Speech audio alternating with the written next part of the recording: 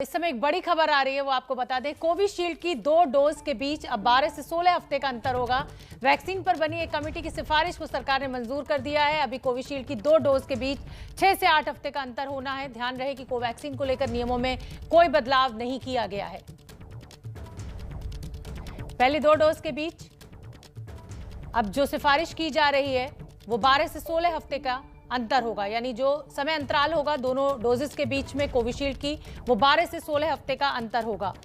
प्रणय उपाध्याय हमारे साथ जुड़ रहे हैं। प्रणय, पहले ये जो मियाद थी ये 28 दिन की थी, फिर 40 से 45 दिन हुई, अब ये 16 हफ्ते 12 से 16 हफ्ते के अंतर की बात की जा रही है, लेकिन इससे लोगों के मन में यही आएगा कि शायद वैक्सीन की कमी है, इसलिए इस तरीके की रिसर्च का हवाला देके ये बात कही जा रही है। तो सरकार के लिए एक चुनौती ये भी होगी कि लोगों के अंदर ये विश्वास पैदा किया जाए कि अगर वो 12 से 16 हफ्ते के अंतराल पे भी लगवाते हैं तो इसका अच्छे इफेक्ट्स और अच्छे रिजल्ट्स आएंगे।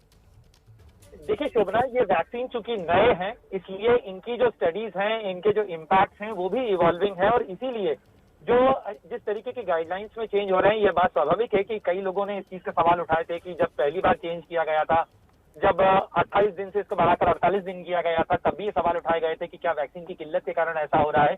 लेकिन सरकार की तरफ से ये कहा गया है कि जो यूके में डेटा आया है उसके आधार पर ये फैसला किया गया है कि अब इसे 16 हफ्ते तक बढ़ाया जाए।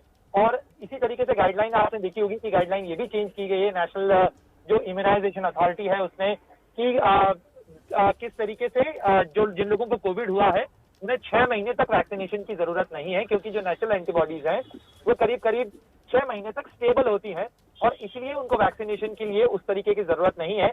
इससे न केवल वैक्सीनेशन का दबाव कम होगा, बल्कि जो वैक्सीनेशन की ड्राइव इंटेंसिफाई करने की कोशिश है उसमें भी मदद मिलेगी।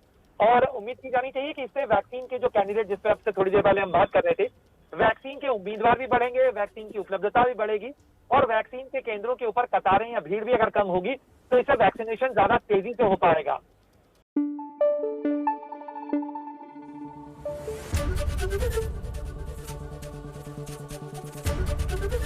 एबीपी न्यूज आपको रखे आगे।